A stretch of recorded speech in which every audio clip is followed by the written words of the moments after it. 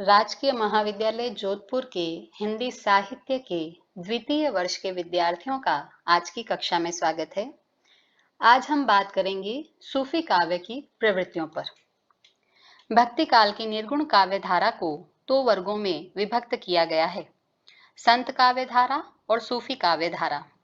इनमें से प्रथम काव्य धारा का प्रतिनिधित्व करते हैं कबीर, तो द्वितीय काव्य धारा के प्रतिनिधि कवि हैं जायसी। सूफी काव्य धारा के लिए कुछ अन्य नाम प्रचलित है, जैसे प्रेमाख्यानक काव्य परंपरा, प्रेम गाथा काव्य और प्रेम मार्गी काव्य धारा। डॉक्टर गणपति चंद्र गुप्त ने इसे एक नया नाम दिया है, रोमांसिक काव्य परंपरा।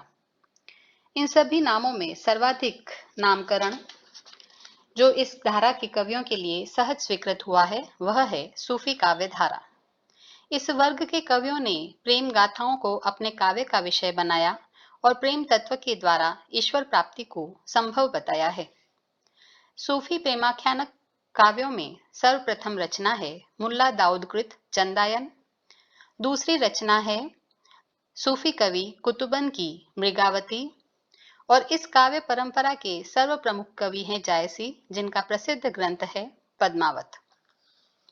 मुसलमान सूफी कवियों के अतिरिक्त हिंदू कवियों ने भी प्रेम गाथाएं लिखी है, जिनमें से प्रमुख है ईश्वर दास कृत सत्यवती कथा और दुख हरण दास कृत पुष्पावती। सूफी प्रेमाख्यानक काव्यों की प्रमुख प्रवृत्तियों का विवेचन हम निम्नलिखित बिंदुओं के आधार पर करेंगे। मुसलमान कवि और मसनवी शैली। सूफी काव्य धारा के अधिकांश कवि मुसलमान हैं, परंतु उनमें धार्मिक कट्टरता का अभाव है। इन सूफी कवियों ने सूफी मत का प्रचार प्रसार करने के लिए हिंदुओं के घरों में प्रचलित प्रेम कहानियों को अपने काव्य का विषय बनाया। जायसी ने पद्मावत में जिस प्रेम कथा को लिया है वह है राजा रत्नसेन और राजकुमारी पद्मावती की ऐतिहासिक प्रेम गाथा। इन्होंने चरित्र काव्यों को सूफियों की मसनवी शैली में प्रस्तुत किया है।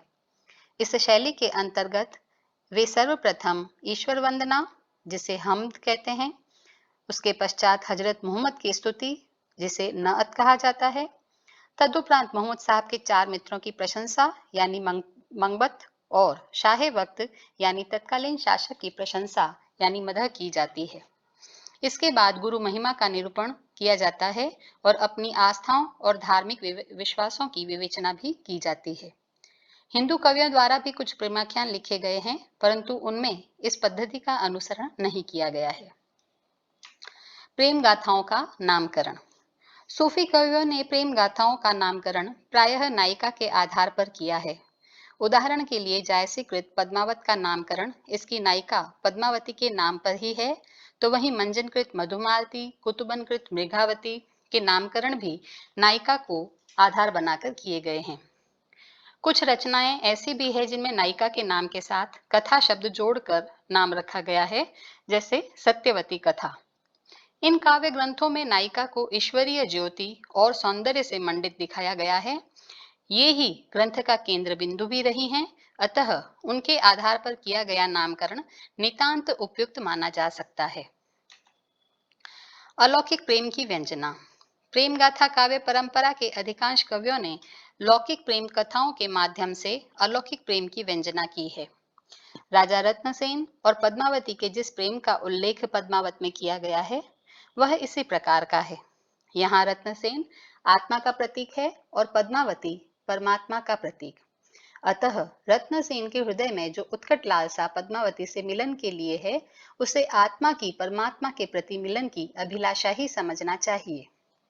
अलौकिक प्रेम की इस व्यंजना के कारण सूफी कवियों की रचनाओं में रहस्यवाद का समावेश हो गया है। पद्मावत में कथा के बीच बीच में ऐसे अनेक संकेत दिए गए हैं जो पद्मावती को परमात्मा का प्रतीक मानने के लिए बाध्य करते हैं। समासोक्ति और अन्योक्ति के कारण पद्मावत में दोहरे अर्थों की व्यंजना करने वाले अनेक प्रसंग देखे जा सकते हैं।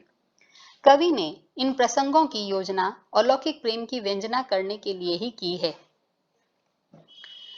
आचार्य रामचंद्र शुक्ल ने सूफी कवियों के काव्य में पाई जाने वाली रहस्यवादी प्रवृत्ति पर टिप्पणी करते हुए इसे भावात्मक कोटि का रहस्यवाद स्वीकार किया है।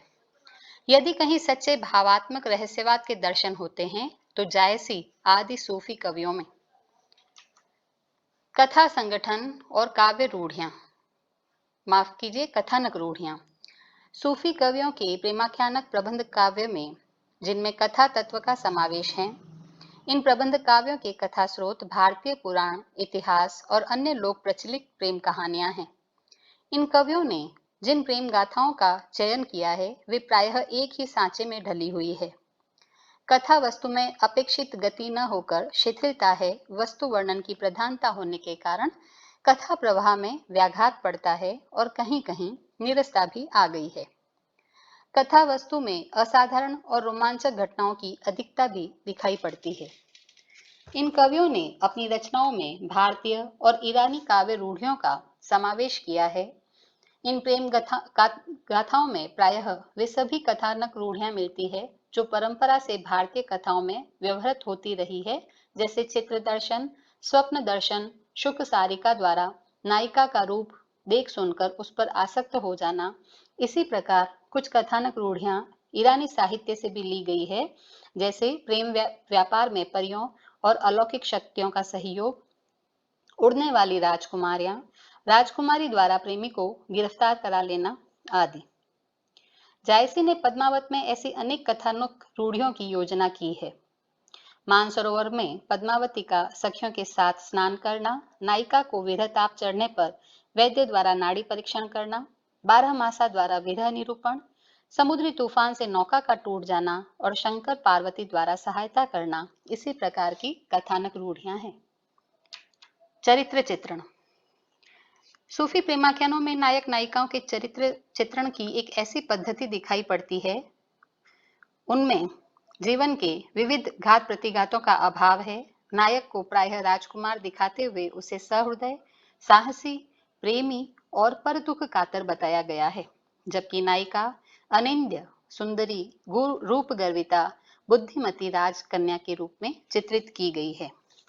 प्रायः सभी कवियों ने भारतीय वातावरण और मर्यादाओं के अनुरूप नायक नायिका का चरित्र चित्रण किया है। प्रेम पथ की कठिनाइयों का चित्रण करते हुए नायक के चरित्र को उभारने का प्रयास प्रायः सभी सूफी प्रेम गाथाओं में किया गया है। नायक को नायिका के रूप सौंदर्य के प्रति आकृष्ट होकर उसे प्राप्त करने के लिए अनेक संघर्षों से गुजरना पड़ता है, और यह संघर्ष ईश्वर प्राप्ति के मार्ग में आने वाले संघर्षों का द्योतक है। सूफी प्रेमाख्यानों में कुछ मानवेतर पात्र भी है, जैसे पद्मावत में हीरामन तोता, जिसे एक विद्वान के रूप में प्रस्तुत किया गया है। कथा का विकास करने में ऐसे पात्रों की महत्वपूर्ण भूमिका है। वस्तुतः सूफी कवियों का ध्यान चरित्र चित्रण पर उतना केंद्रित नहीं रहा जितना कथा वैचित्र्य और वर्णन विस्तार पर रहा है। उन्होंने ऐतिहासिक और काल्पनिक दोनों वर्गों के पात्रों की योजना अपनी रचनाओं में की है। ऐतिहासिक पात्रों का व्यक्तित्व भी इतिहास के अनुरूप न होकर कल्पना से अधिक निर्मित किया गया है। कुछ पात्र काल्पनिक होते हुए भी बेजोड़ हैं। पद्मावत की नागमती इसी प्रकार की एक अद्वितीय पात्र है, जो भारतीय रमणी का आदर्श कही जा सकती है। लोक पक्ष और हिंदू संस्कृति का चित्रण। प्रेमाख्यानक कवियों ने अपनी रचनाओं में लोक जीवन का पर्याप्त चित्रण किया है। जन सामान्य में प्रचलित अंधविश्वास, जादू टोना, तंत्र मंत्र, लोक व्यवहार का सुंदर दिग्दर्शन इन काव्य ग्रंथों में कराया गया है। साधारण जनता के व्रत, उत्सव, तीर्थ, पर्व, लोकाचार और उनके सांस्कृतिक क्रियाकलापों का विवरण भी इनमें उपलब्ध होता है।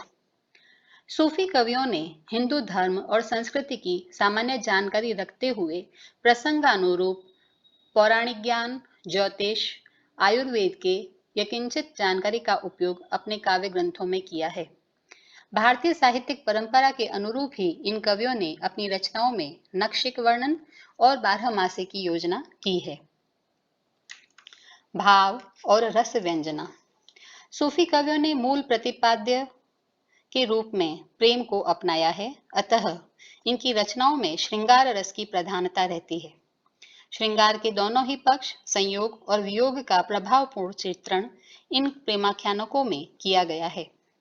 सौंदर्य निरूपण के अंतर्गत नायिका के नक्शिक रूप, रंग, हाव भाव का चित्रण करने के साथ साथ उसकी विद्वता, बुद्धिमता और कला विशारदता का उल्लेख भी किया गया है। संयोग श्रृंगार के अंतर्गत रूप चित्रण की प्रधानता रही है। नायिका का अद्भुत सौंदर्य वस्तुतः परमात्मा का ही नूर है, अतः संपूर्ण सृष्टि में उसी का आभास उन्हें होता है। संयोग श्रृंगार के अंतर्गत नायक नायिका के मिलन का चित्रण करते हुए काम क्रीड़ा का वर्णन भी किया गया है। वियोग वर्णन के अंतर्गत इन्होंने 12 मासे की योजना की है। पद्मावत में नागमती के विरह की सुंदर अभिव्यक्ति 12 मासा के द्वारा जायसी ने की है। यह विरह वर्णन हिंदी काव्य की अनूठी निधि है। श्रृंगार रस के अतिरिक्त अन्य रसों की योजना भी इन ग्रंथों में की गई है। उदाहरण के लिए पद्मावत में घोरा बादल युद्ध खंड के अंतर्गत वीर, रौद्र और विभत्स रसों का सुंदर परिपाक हुआ है। वस्तु वर्णन। प्रेमाख्यानक काव्य ग्रंथों में वस्तु वर्णन की प्रधानता दिखाई देती है। वे कवि मूल कथा के साथ साथ वस्तु, दृश्य और घटना का विवरण अतिशयोक्तिपूर्ण शैली में प्रस्तुत करने में सिद्ध हस्त थे। जायसी के पद्मावत में वन, वाटिका, समुद्र, वन, पर्वत, नगर, पर्व, उत्सव, भोज्य सामग्री और वस्त्राभूषण का विविध प्रकार से वर्णन करते हुए वस्तु वर्णन की ओर अपनी रुचि दिखाई है। उन्होंने अपनी अद्भुत कल्पना शक्ति का परिचय देते हुए वस्तु वर्णन के अंतर्गत अपने ज्ञान का प्रदर्शन भी किया है। इन कवियों के वस्तु वर्णन पर टिप्पणी करते हुए डॉक्टर सरला शुक्ल ने लिखा है, कहीं कहीं वस्तु वर्णन इतना विस्तृत है कि उससे कवियों के वस्तु ज्ञान के प्रदर्शन के अतिरिक्त कौतूहल, आकर्षण या प्रभावशीलता में किंचित भी वृद्धि नहीं हो पाती। सूफी कवियों के द्वारा अतिशयोक्तिपूर्ण शैली में किया गया यह वस्तु वर्णन उनके काव्य की एक दुर्बल पक्ष के रूप में माना जा सकता है।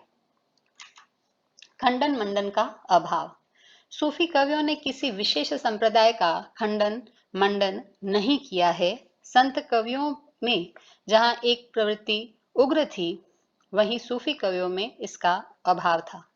इन कवियों ने सूफी मत का प्रचार करने के लिए प्रेम गाथाओं की रचना अवश्य की, किंतु कहीं पर भी किसी अन्य धर्म या संप्रदाय के विरुद्ध एक भी बात नहीं कही। इन्होंने अपने मत का प्रचार करने के लिए काव्य की सरसता का सहारा लिया, जिसके कारण हिंदुओं में भी ये काफी लोकप्रिय कवि हुए। आचार्य रामचंद्र शुक्ल ने सूफी कवियों की इस विशेषता को स्पष्ट करते हुए लिखा है, प्रेम स्वरूप ईश्वर को सामने लाकर सूफी कवियों ने हिंदू और मुसलमान दोनों को मनुष्य के सामान्य रूप में दिखाया और भेदभाव के दृश्यों को हटाकर पीछे कर दिया। सच्चे अर्थों में सूफी कवियों ने अपनी रचनाओं के द्वारा प्रेम के सार्वभौमिक स्वरूप की स्थापना की। काव्य रूप। आचार्य रामचंद्र शुक्ल ने सूफी प्रेम गाथाओं को फारसी की मसनवी शैली में रचित काव्य ग्रंथों के अंतर्गत माना है। उनके अनुसार ईश वंदना, शाहे वक्त का उल्लेख, कथा का सर्गों में विभक्त होना तथा संपूर्ण ग्रंथ में एक ही छंद का प्रयोग आदि ऐसी विशेषताएं हैं जिनके कारण इन्हें मसनवी रचना कहा जाना उपयुक्त है, जबकि कुछ अन्य विद्वानों ने उनके मत को अस्वीकार किया है। इनमें प्रमुख है डॉक्टर गणपति चंद्र गुप्त। इनके अनुसार इन्हें कथा काव्य कहना उचित है। सूफी कवियों के ये प्रेमाख्यानक प्रबंध काव्य के अंतर्गत आते हैं, क्योंकि इनमें एक सानुबंध कथा की योजना की गई है। आचार्य परशुराम चतुर्वेदी ने सूफी कवियों के काव्य रूप को स्पष्ट करते हुए लिखा है, सूफी प्रेमाख्यानक एक ऐसी रचना है जिसमें किसी प्रबंध काव्य के प्रायः सभी तत्व विद्यमान हैं, किंतु जिसमें इसके साथ ही कथा आख्यायिका, जैन चरित काव्य और मसनवी की भी विशेषताओं का समन्वय हो गया है, और यही इनकी सबसे बड़ी विशेषता है। प्रबंध काव्यों में वर्णनात्मकता के लिए दोहा चौपाई शैली सर्वथा उपयुक्त है। सूफी कवियों ने इसी कड़वक शैली को अपनी रचनाओं में प्रयुक्त किया है। भाषा और अलंकार योजना। सूफी कवियों ने अपनी रचनाओं में अवधी भाषा का प्रयोग किया है। जायसी ने पद्मावत में जिस अवधि का प्रयोग किया है वह ठेठ ग्रामीण अवधि है, अतः उसमें वैसी साहित्यिकता या संस्कृत निष्ठता नहीं दिखाई पड़ती जो तुलसी की भाषा में विद्यमान है। जायसी की भाषा में अवधि के लोक प्रचलित मुहावरे और लोकोक्तियों का समावेश भी हुआ है। जायसी की भाषा की एक उल्लेखनीय विशेषता यह है कि मुसलमान होते हुए भी उनकी भाषा में अरबी, फारसी की अपेक्षा संस्कृत के तत्सम और तद्भव शब्दों को वरीयता दी गई है। कुछ अन्य सूफी कवियों पर क्षेत्रीय बोलियों का प्रभाव भी परिलक्षित होता है। उदाहरण के लिए उस्मान की भाषा पर भोजपुरी का प्रभाव, तो नूर मोहम्मद की भाषा पर कहीं कहीं ब्रज भाषा का प्रभाव दिखाई पड़ता है। सूफी कवियों ने अलंकारों की योजना भी अपनी रचनाओं में की है। उपमा, रूपक, उत्प्रेक्षा, अतिशयोक्ति, अलंकारों का प्रयोग इन कवियों ने प्रायः सौंदर्य वर्णनों में किया है। एक उल्लेखनीय तथ्य यह है कि इन्होंने उपमानों का चयन भारतीय पृष्ठभूमि से किया है। जायसी के काव्य में पाए जाने वाले उपमान संख्या की दृष्टि में किसी भी कवि की तुलना में सर्वाधिक है। इन्होंने श्लेष, व्यतिरेक, विभावना, अनुप्रास, संदेह जैसे अलंकारों का प्रयोग भी किया है। इन प्रेमाख्यानों में जहां दोहरे अर्थों की व्यंजना हुई है, वहां प्रकरण के अनुरूप समासोक्ति या अत्युक्ति मानी जाएगी। इन कवियों की अलंकार योजना में भाव व्यंजकता अधिक है, चमत्कार प्रदर्शन कम, और यही कारण है कि इनके काव्य में शब्दालंकारों का प्रयोग बहुत कम हुआ है। संक्षेप में यह कहा जा सकता है कि मध्यकालीन हिंदी साहित्य में सूफी कवियों के प्रेमाख्यानकों का महत्वपूर्ण स्थान है। इन रचनाओं ने एक ओर तो प्रेम के ऐसे लोकोत्तर स्वरूप की प्रतिष्ठा की जो ईश्वर तक ले जाने वाला है, तो दूसरी ओर सहिष्णुता, उदारता और भाईचारे का पाठ पढ़ाया। हिंदी के प्रेमाख्यानक काव्यों द्वारा जन साधारण के ज्ञान कोश में पर्याप्त वृद्धि हुई, क्योंकि इनके रचयिताओं ने दर्शन, धर्म, नीति, कामशास्त्र, ज्योतिष, वैद्यक आदि विषयों की जानकारी का समावेश अपनी रचनाओं में किया है। मध्यकालीन संस्कृति और लोक जीवन के विविध पक्षों का सहज स्वाभाविक चित्रण भी इनमें हुआ है। काव्य तत्व की दृष्टि से भी इन ग्रंथों का महत्व निर्विवाद है।